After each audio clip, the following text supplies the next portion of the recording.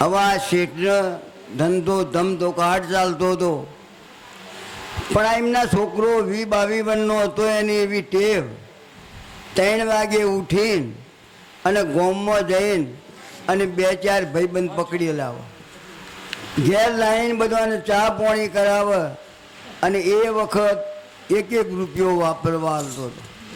એ વખત તો રૂપિયો ચોદીનો હતો. એમ આમ કરતો કરતો ઓને તો 20-25 ભાઈબંધ થઈ ગયા. એની વાતની એના બાપાને ખબર પડી. એના બાપાએ વિચાર કર્યો કે એક સાચો ભાઈબંધ તો છે નહીં, પણ હવે 20 વર્ષનો 22 વર્ષનો છોકરો થયો હોય તો એને સમજણ પાડવી પડે, એને કંઈ બોધ પાઠ હાલવો પડે, એને કોઈ મારીને ના સમજાવાય. એટલે પછી શેઠે હોજે બોલાવ્યો કે ભાઈ અમાય, એટલે કે તું આ તારા ભાઈબંધ બધા સાચા છે કે હા બાપા સાચા છે? તમે કોઈ મત કર. કેમ? તો કે આપણો ધંધો ચાલે છે હમણાં મોડો, તો તું એમના ફાઈન 1 લાખ રૂપિયા જો કરી આલે તને તો તું મને આપ, તો આપણો ધંધો પાણી સારો ચાલે અને આપણે પછી જ્યારે કમાઈને એમને પાછા આપી દઈશું 5-6 મહિને. પેલો છોકરો કે સારું બાપા, કાલ બધા આવે એટલે હું એમનો વાત કરું. બીજા દાડો થયો, બધા આવ્યા, બધાને ચા પાણી કર્યું. પછી કે મારા બાપાને 1 લાખ રૂપિયાની જરૂર છે. મારા બાપા કે હમણો ધંધો જરા મોડો ચાલે છે અને જો તમે 1 લાખ રૂપિયા કરી આલો ને તો પછી કે હું તમને 5-6 મહિને પરત કરી દેવડાવું. પેલા છોકરા કે હારડો કાલ લેતા આવીએ. એમ કરીને બધા ઘેર ગયા.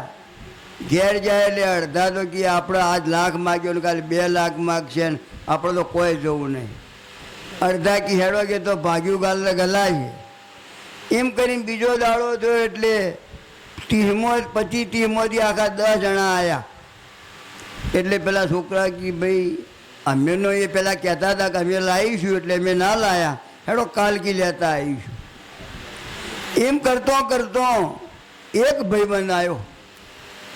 હવે કે ભાઈ મારા પાસે પૈસા નહીં, પણ જો તું કહેતો હોય તો તારા માટે જીવ કાઢવા હું તૈયાર છું. એના બાપા કાયમ પૂછતા ભાઈ આજ કેટલા આવ્યા, કાલ કેટલા આવ્યા, ને લાવ્યો પૈસા?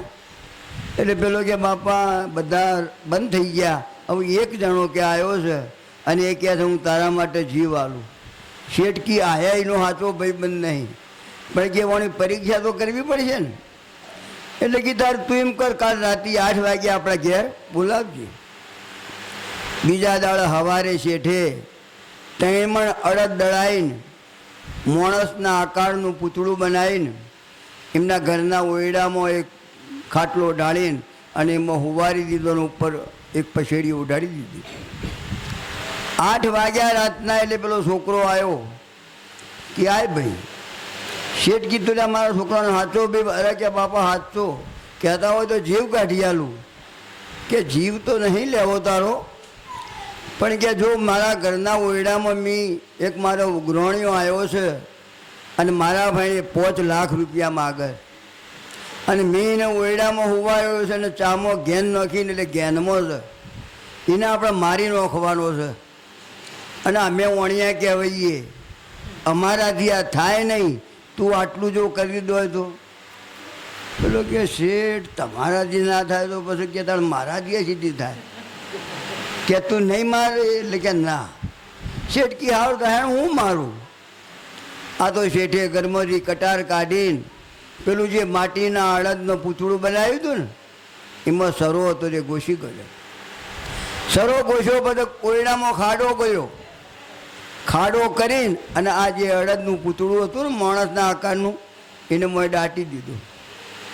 છોકરો આ બધું જોઈ રહ્યો છે અને પછી મને ઘેર મોકલ્યો, જા ભાઈ કે તાણ ઘેર આવું તાણ તું. આ છોકરો ઘેર આવ્યો. આ છોકરાને ઊંઘ નથી આવતી કે કદાચ કાલે 25 આ વાત બહાર પડશે અને બાપ દીકરો બે એક થઈ જાય અને જો મારા ઉપર આળ ઓઢાળે તો જેલ તો મને જ થાય ને. તા એના કરતાં મને જ કે રાજાને ફરિયાદ કરવા દે ને કે આપણા શેઠે એક મોણને મારીને એમના ઓરડામાં દાટ્યો છે, એટલે કે આપણે તો છૂટી જઈએ. આ તો બીજા દાડા સવારે ઉઘડતી કોર્ટે 8 વાગે રાજ દરબારમાં હાજર થયું કે રાજા ફરિયાદ લખો. કે શું છે? કે આપણા નગર શેઠ છે ને એમના ગેરકાલે ઉઘરાણીઓ આવ્યો હતો અને 5 લાખ રૂપિયા માગતો હતો અને શેઠે રાતી ખૂન કરીને એમના ઘરમાં દાટ્યો. રાજા કે આવું હોય નહીં, આ તો કે નગર શેઠ કે હોય છે કે મેં મારા રૂબરૂ જોયું છે ને. બિરબલ હોશિયાર હતો. બિરબલ કે મહારાજા એને જોયું છે ને એ ફરિયાદ લખાવવા આવ્યો છે તો આપણો તપાસ તો કરો. આ તો રાજા ને બિરબલ હંગાતી 2 સિપાઈ ને પેલો છોકરો ને એ બધા શેઠના ઘેર આવ્યો. એ વખત શેઠ પૂજા કરતા હતા એટલે કે શેઠ કે આવો આવો આવો મહારાજ આવો, કેમ આપવું થયું? એટલે કે તમારી ફરિયાદ છે. એટલે કે શું? કે તમે કાલે તમારા ઘેર ઉઘરાણીઓ આવ્યો હતો અને 5 લાખ રૂપિયા માગતો હતો, એનું તમે રાતે ખૂન કરીને અને તમારા ઓયડામાં દાટ્યો છે. કે મહારાજ મારે એવું શું કાં કરવું પડે? મારે કે પૈસાની ચો કમી છે અને મારા ભાઈ કે કોણ માગે? પણ કે આ ફરિયાદી છે ને. એટલે બિરબલ ને બધા ઓયડામાં ગયા તો પેલો તાજો ખાડો હતો એ ખાડો બહાર કાઢ્યો તો મોંથી અડદનું પૂતળું નીકળ્યું. એટલે કે રાજાએ કીધું કે આવું કરવાનું કારણ? એટલે કે મારા છોકરાના 25-30 ભાઈબંધ થઈ ગયા હતા. મારો છોકરો કાયમ બપોરે એમનો ઘેર લાવીને ચા પાણી કરતો અને 1-1 રૂપિયો વાપરવા આવતો હતો. હવે આમાંથી જો હું એને ના છોડાવું તો એનો સાચો ભાઈબંધ તો એ કંઈ હતો નહીં. અને મારે તો આજે હું ના આવું એના પછી આ છોકરાની શું દશા આવે? એટલા માટે મેં એના છોડાવવા માટે આ કર્યું. પણ કે ભાઈબંધ અમે 3 જણા છીએ અને ભાઈબંધ ચેવા જુએ એની હું તમને વાત કરું. એક ભાઈબંધ હતો એનો વાઘરી અને બીજો હતો રજપૂત અને 3જા નંબરના શેઠ.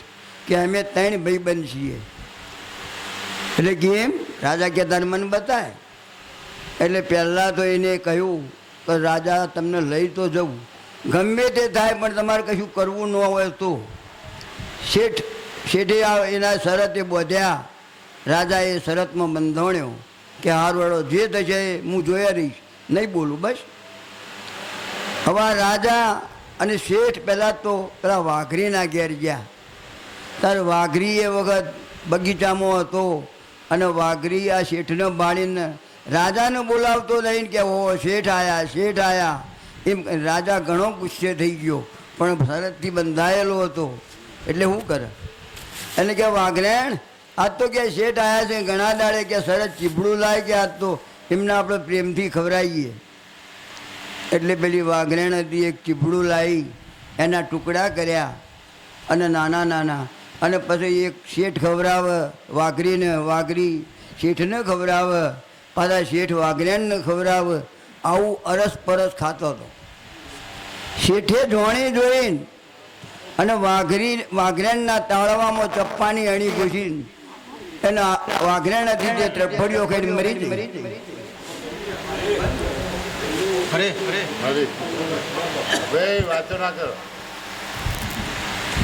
હવા વાઘરેણ હતી તે મરી ગઈ એટલે શેઠ હતા તે આકા બાકા થઈ ગયા. વાઘરી કે શેઠ ગભરાઈ શું ગયા? વાઘરેણ તો કે કાલે આપણે નવી લાવીશું પણ કદાચ જો તમે કે મને વાગ્યું હોત તો. એટલે કે રાજા કે મારું બેટું જોયું આ વાઘરેણ મરી જઈ તો આ વાઘરી એને શેઠને સાંભળે છે કે હારો. હવે બીજો શેઠ રજપૂત હતો એટલે કે આપણે ત્યાં રાત્રે 12 વાગે હોયથી નીકળીએ. એટલે પહેલાં એવી કહેવત હતી કે રાજા અંધાર પછેડો ઓઢીને બહાર નીકળે ને એટલે રાજા આપણને જોઈ શકે પણ આપણે રાજાને ના જોઈ શકીએ. એવું અંધાર પછેડો ઓઢીને રાજાઓ પહેલાં રાત્રે નગર ચર્ચા કરવા નીકળતા હતા. હવે આ તો રાજાએ અંધાર પછેડો ઓઢી લીધો. શેઠ હિમનમ હતા અને આ રજપૂતના ઘેર રાતે 2 વાગે આવ્યા. એટલે દરવાજો ખોલ્યો કે કોણ? કે હું શેઠ. ઓહો કે અત્યારે 2 વાગે? તાણી એ વખત શેઠ રજપૂત હતો તે નોકરી જેલો હતો અને રજપૂતોની ઘેર હતી કે આવો આવો. હવે રજપૂતોની નેચો આવીને અને જેનો ખોલીને શેઠ ને રાજા 2 ઉપર ચડ્યા અને એમ કહેતા કરતા શેઠ કી મને મોથું જબર ચડ્યું. એટલે પેલી રજપૂતવાણી કે હુઈ જાઓ કે હું દબાવું. આવા રજપૂતવાણી શેઠ હતા તે હુઈ ગયા અને રજપૂતવાણી મોથું દબાવે છે. હવે રજપૂતે પેલા શેઠે રજપૂતવાણીનો પાલવનો શેડો પોતાના પડખે દબાયો અને એમ કરતો કરતો 5 વાગ્યા અને પેલો રજપૂત આવ્યો. રજપૂત કે દરવાજો ખોલ. એટલે કે દરવાજો તો ખોલું પણ કે તમારા ભાઈબંધ આજ રાતે આવ્યા છે અને એમનું મોથું દુખતું હતું અને હું મોથું દબાવતી હતી મારો પાલવ કે એમના પડખા દબાણ્યો. હવે તો એટલે નેચર યારે રજપૂત શું કહે છે, ખબરદાર જોઈથી હલીશ તો મારા ભાઈબંધની ઊંઘમાં ખલેલ ના પડવો જુએ. ભલે કે સવારે 7 વાગે ઉઠે તો 7 વાગે તું આવજે નથી, હું કે અહીંયા ઊભો છું. રાજાએ હોબળ્યું કે ઓહો આટલી બધી ખોનદાણી કે. પછી તરત શેઠે એટલું સંભળાવવાનું હતું, શેઠે તરત પડખું ફેવર્યું અને રજપૂતવાણીને તે દરવાજો ઉગાડીને અંદર રજપૂત ઉપર આવ્યો. 2 જણોએ ચા પોણી કરીને પીધી પાછા રાજા અને શેઠ બેહેડ્યા.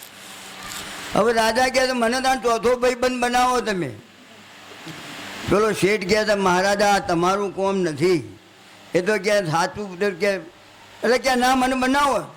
હવે રાજાએ હટ પકડી એટલે એને હટ તો છોડાવવી પડે ને. એટલે આ કે એમ કરો તાર કે કાલ બપોરે 12 વાગે તમે આવજો કે નવાની પાળી, નવા તળાવની પાળી કે આવજો તમે. હવે વાઘરીને બોલાયો, પેલા રજપૂતને બોલાયો અને કે શેઠ લઈ મંડ્યા છે આ રાજા કે મને ચોથો ભાઈબંધ બનાવો. પણ કે હવે આપણે ભાઈબંધ બનાવવો નહીં, કે આપણે બધા નાહવા પડીએ ને તળાવમાં. એટલે આરે લુગડો કાઢીને અને પછી પેલા વાઘરીને કીધું કે તારે એક ડૂમચી મારીને બહાર નીકળીને અને રાજાનો લુગડો પહેરવા મોડવાનું, પછી કે બધું થશે. અને એ તને મારે કરી જવાબદારી બધી મારી શેઠકી. એમ કરીને આ બધા નવા તળાવની પાળી ભેગા થયા, રાજા, શેઠ, વાઘરી અને રજપૂત. ચારે જણા ભેગા થયા કે હેડો તારા તળાવમાં નાહવા પડીએ અને જો તમે ઈમો પાસ તો તમને ભાઈબંધ બનાવી દઈએ. આ તો ચારે જણા આરે લુગડો કાઢીને નાહવા પડ્યા અને ત્યાં એક ડૂમચી મારીને વાઘરી બહાર નીકળ્યો. એટલે હવની નજર તો પડે ને કે ભાઈ આ ચમ બહાર નીકળ્યો. એટલે રાજાની, શેઠની અને રજપૂતની નજર બહાર આવી. આ વાઘરી હતો તે બહાર નીકળી સીધો રાજાનો લુગડો પહેરવા માંડ્યો. રાજા એટલે જ સલંગો મારતો મારતો આવ્યો કે એ તો મારો છે મારો છે. શેઠે બહાર આવ્યા એટલે કે એમને પહેરવા દો શું હતું. અરે કી કાઢ કી તારે કી સાચા ભાઈબંધ થવું હોય તો તમારો લુગડો એ પહેરે કંઈ નો તમે પહેરો શું ફેર પડે. એટલે કે ના ભાઈ મારે તું ભાઈબંધ નહીં તો પણ તું મારો લુગડો કાઢ ને રાજા કે. એટલે આ રાજાએ રાજાનો લુગડો પરત કર્યો. ભાઈબંધી સાચી રાખવી પડે, નહીં કે બધા વાત હોતીને ગજવામાં 5 રૂપિયા હોય તો હેડો વપરાઈને પાછા વળી જઈએ અને પછી કાલ 5 પછી માગ તો યાર તું પહેલાં માગ્યા હોત તો હાલો જો હાલ તો કી કોઈ મેળ પડે એમ નહીં.